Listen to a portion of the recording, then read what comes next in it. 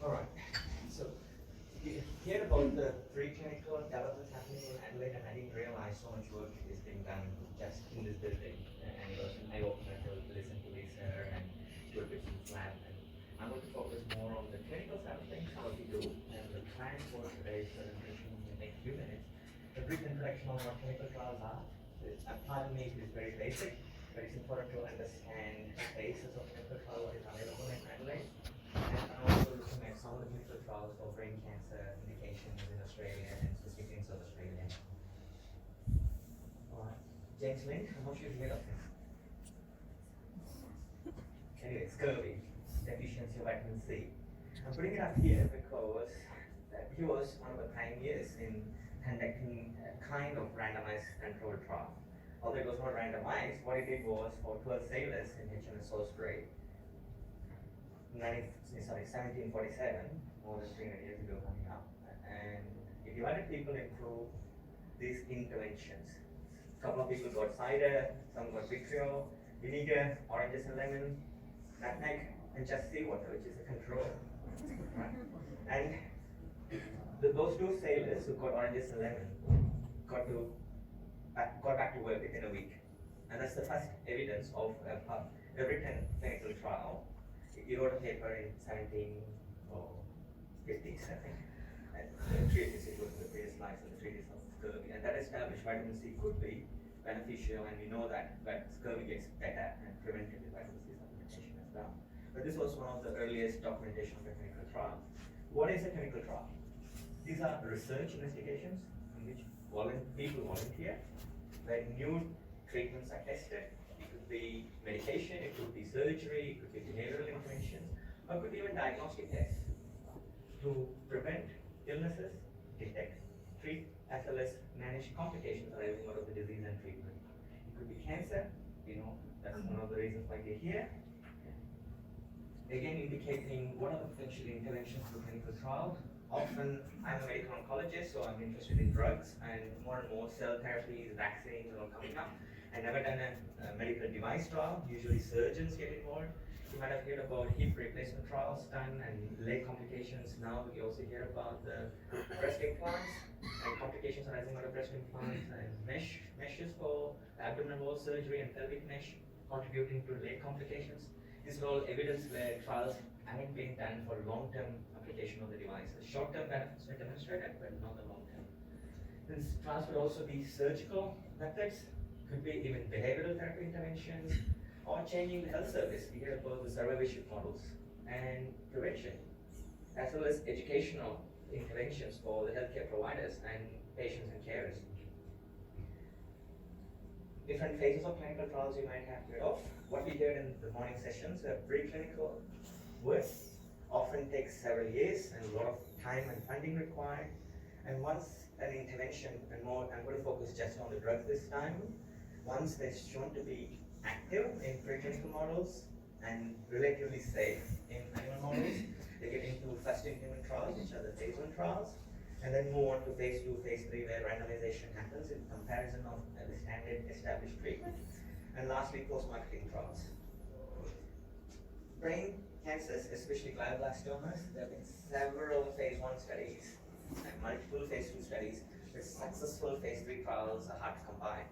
You hear about the number of drugs approved for gliomas in general, no more than 3 or 4 drugs you could name. So we need more work. And why do we need clinical trials? This is an interesting and fascinating quote, I would say. Any improvement in cancer care came out because of clinical trials.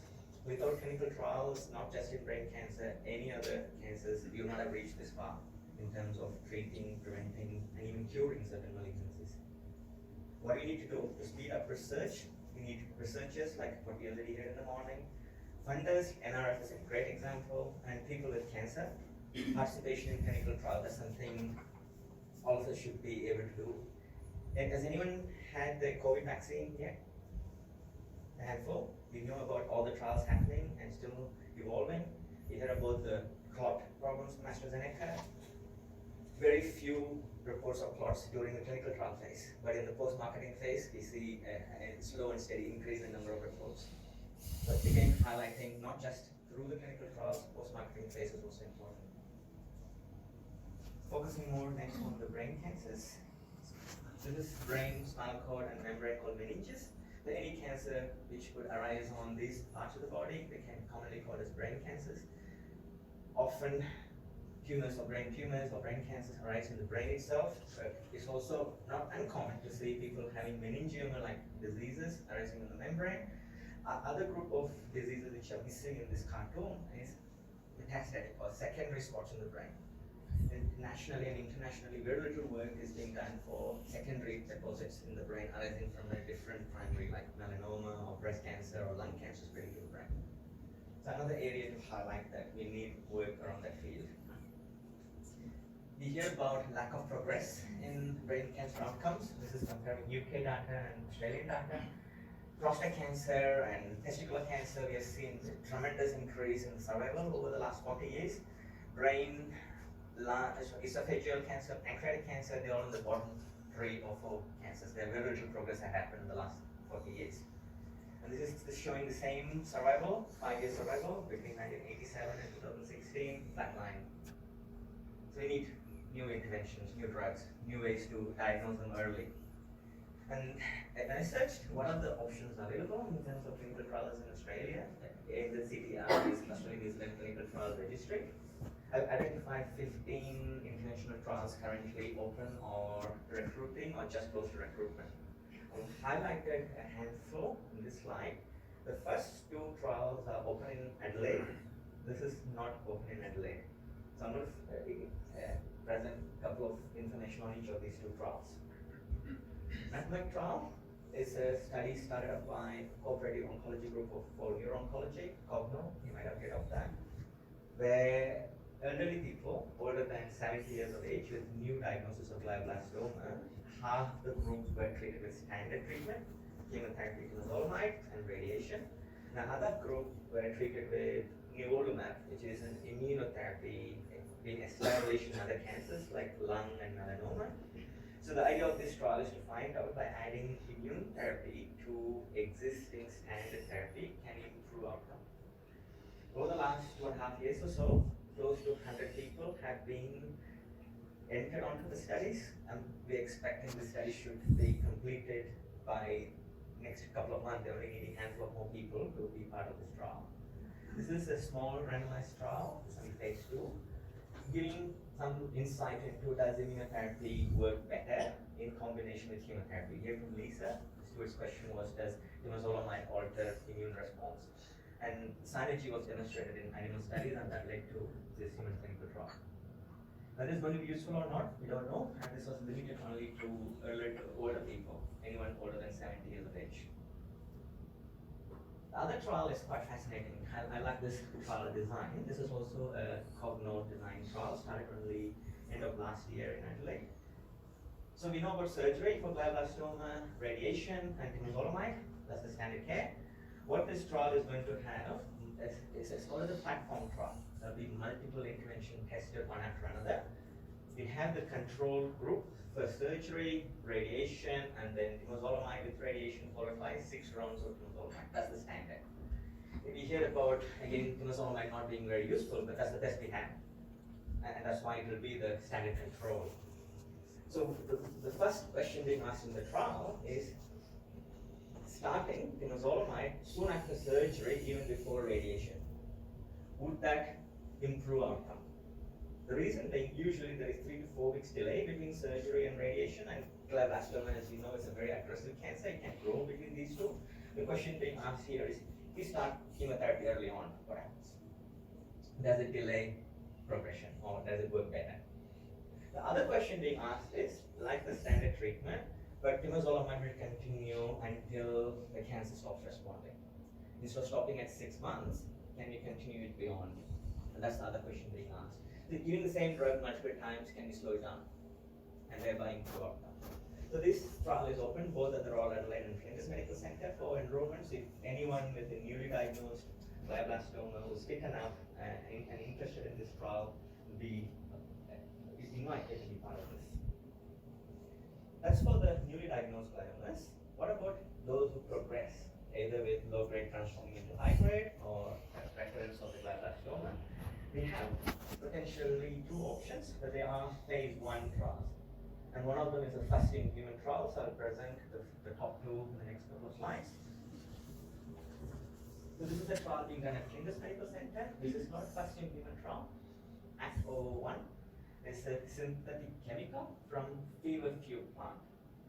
So parthenolide is the active moiety there, and the chemical resembles the natural parthenolide.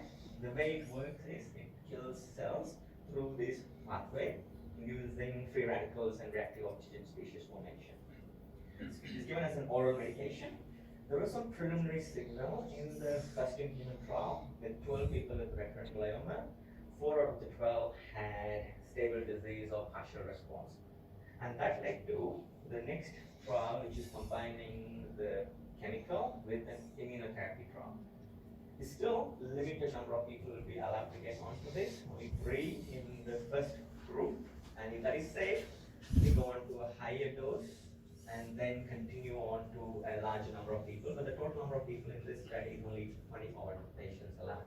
It's a national study. 3 sites in Australia are doing this trial, and Flinders is one of the sites. The people with recurrent glioblastoma could be part of this as long as they fit the trial criteria. The other trial is, again, a strong relationship to UniSA. The research team here, you may know Stuart and work who's based in UniSA, Professor Shidong Wang. They are in the early phase drug development. It is a small molecule of tablets again, called as oxalicycline.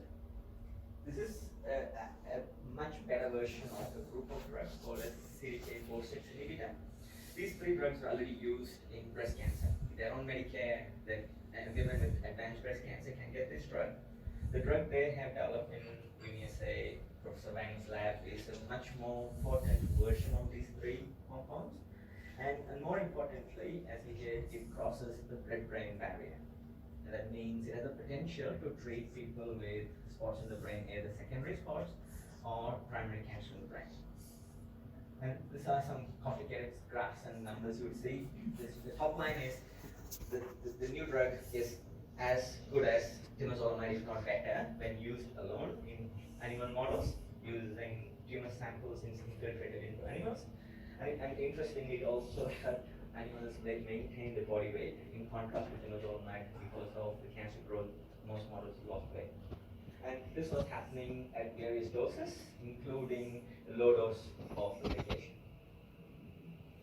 And the next part of the study they did was using the trial drug with temozolomide added to the mix, and there was again improvement in control of the cancer. So this has resulted in first in human trial, initially starting with just this drug alone. Once this drug has been established to be safe, and once we know the dose, combination with temozolomide will be performed. So this trial is open currently in Southern Adelaide again, and one more site I'm told probably in Perth, and then maybe in Sydney eventually. So Professor Wang would have further details on how many other sites will be involved, but in Adelaide we have this option as potentially for recurrent glioblastomas. Just to complete, what are the trials? Non-chemotherapy or non-drug therapies, supportive care. We heard about how important it is to maintain well-being, and early referred to palliative care, exercise in people with gliomas, as well as control of seizures from gliomas. These are all some of the studies open, but unfortunately none of them in Adelaide. Again, I'm highlighting the gaps. Any researchers or consumers interested in designing these studies in collaboration with researchers would be very welcome to collaborate. And the last but not least, brain metastasis, secondaries to the brain. Again, very little research in Australia on this group of people, combining the feverfew chemical with radiotherapy, or using a specialized form of radiotherapy to treat people with less than 5 such spots in the brain. I couldn't find anything else for specifically addressing this question of people with secondaries. Again, a gap that researchers and consumers interested would be useful to focus on. I'll stop there for any questions and comments.